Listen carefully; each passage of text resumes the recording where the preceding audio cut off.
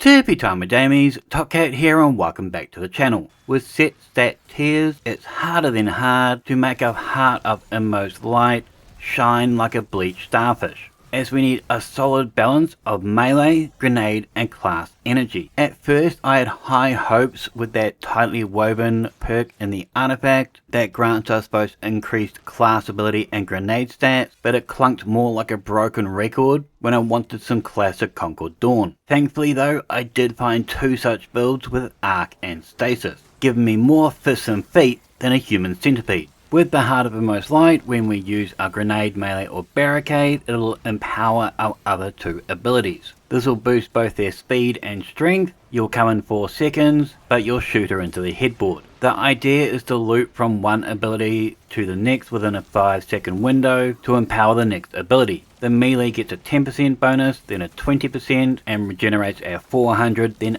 800% faster than base. The grenades get a 20%, then 35% damage boost with that same 400, 800 regeneration. When it comes to our class abilities, these will make our barricade stronger, but I'm not worrying about that. I mainly just want that 25 and 50% boost to our class ability regeneration to springboard our fists and feet. We're going to build Jon Snow a new Ice Water look after with the Glacial Grenade. We've got Whisper of Fishes to give all our ice formations that oyster and pineapple juice sploosh damage. Grenade damage tends to be the focal point of most Heart of Inmost Light builds. We're going to want Grenadier for their armor with that 3rd tier splitting between class and melee. I've got 2 grenade bombs on, pushing up our grenade stats to 190 for another 60% damage increase to our grenades. The reason I love the Behemoth's Heart combo is thanks to that Hell of a Storm and its 80s freeze frame fist pump will give us 2 melee charges, and as the melee hits multiple times, it actually counts as multiple instances, meaning we can get the empowering times 2 off of 1 melee. We only need to get our melee stats to 70, but ideally 90, to make this combo work like an import. We're also going to have Shell Crush active, boosting our melee regen and melee damage by another 50% thanks to our Frost Armor. As we got one ability, Stroking the Next, I'm going to be running one Impact Induction mod to boost our grenade recharge rate another 12%. To easily obtain Frost Armor, we're using Tectonic Harvest, so when we shatter the stasis, it creates us those shards. Upon collection, these grant us Frost Armor, stacking up to 5 times for that 22% damage resist. I don't feel the need to go to times 8 with this kit, as like Edward Scissorhands, we're going to have a massive collection of ice sculptures in our backyard. I look at each of these bad guys as a mini health pack. When they're destroyed, these create shards, and these shards will feed us back HP. And if we're ever in any real danger, the Frost Renewal perk will snap freeze them for that T1000 treatment. Those shards not only feed us back HP, they also feed us melee energy, which is easily scooped up thanks to Whisper of Conduction, tracking all shards to us within 15 meters. And with Elemental Charge, these will be able to give us an armor charge, keeping my fonts topped up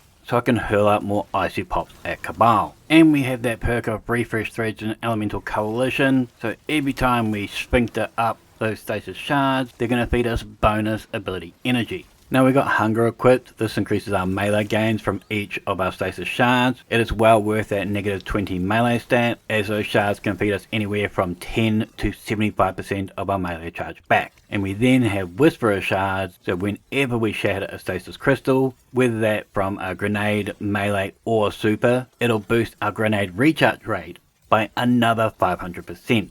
You can get back a grenade in under 2 seconds, getting your cock locked and loaded before you've even had time to shake it off. On my helmet, I chose to run one hands on and one ashes to assets to boost our super regen rate. It can be as confusing as a college chick's sexual orientation, as we got so much grenade and melee ice out there on the battlefield, it's hard to actually know what's getting the kill. So like that college chick, I found it easier to play both fields to earn that superior regen rate. I am running a 2-in-2 Aeon set. Force Absorption gives a rocket, GLs, micro missiles, splash damage resist, and Aeon Converter gives us a speed boost similar to that of Amplified. With that Hell of a Storm, you want to stay light on your feet, so you're going to need to be a little bit of a runner, and this armor plays into that. These weapons also really lend themselves well to stasis, as they love destroying crystals like I do toilet bowls after a Vindaloo. Again, two awesome weapons here are the return memory, allowing us to mess up unstopped champions, and if you've got that elemental daze on, that ignition will help shatter surrounding crystals, and then we can quickly follow that up with a centipede combo for the cleanup. And of course we got the Mint Retrograde. This is still the premier anti-barrier weapon this season.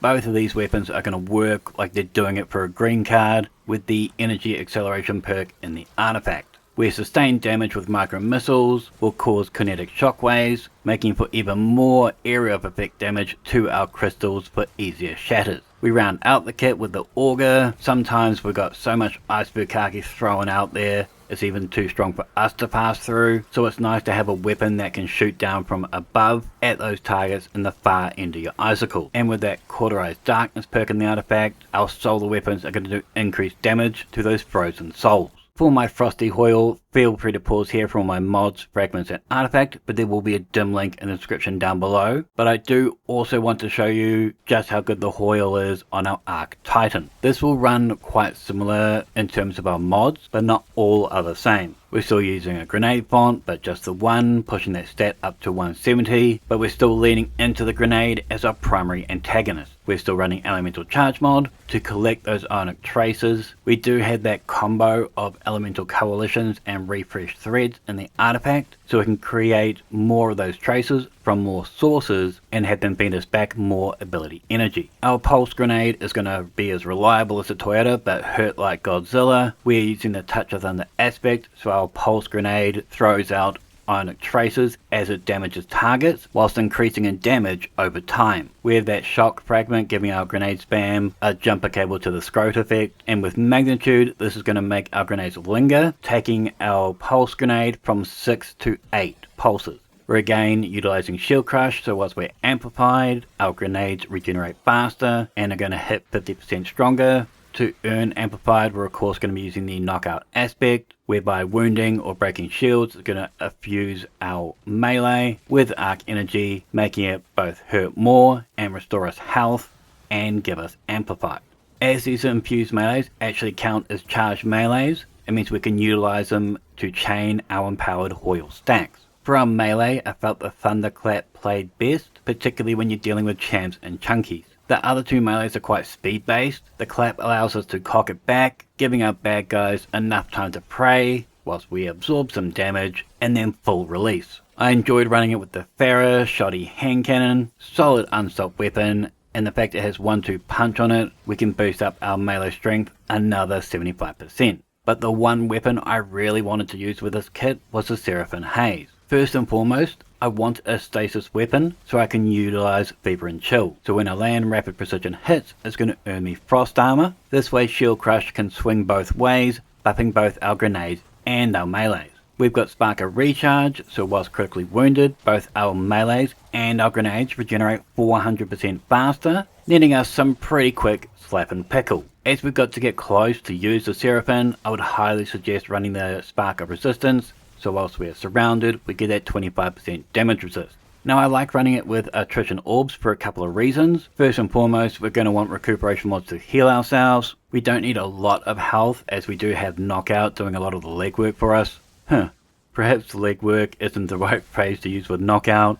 Okay, Knockout is going to do a lot of the arm work for us in terms of our health regeneration. I am also running it with Demolitionist on the left. This is going to be practical for us in a couple of ways. One, from bouncing between bad dudes to speed up that Hoyle chain. And two, against those chunkier targets. With our Arc Titan, we always want to start that chain with the class ability, followed by the melee, then grenade, as this is what we intend on making the strongest, and it's also got the longest cooldown. Whilst using these three abilities, I've also dumped 1 mag of SMG into that chunky's face in order to generate a signal for power and give us that frost armor. And when we throw a grenade, it's going to auto-load our gun, so we are able to repeat the cycle like a non-symmetrical cycle. Now you definitely want to use the thruster dodge as it has the best cooldown and quickest animation. We use the Powerful Attractions mod to collect these orbs that the Seraphim makes to help fuel our absorption mod on our boots, boosting our ability cooldown another 5% for each of our abilities. I touched on earlier that we have one grenade font, but we are going to use 2 class fonts as well, as I wanted to give my melee stats a slight increase in order to decimate champions.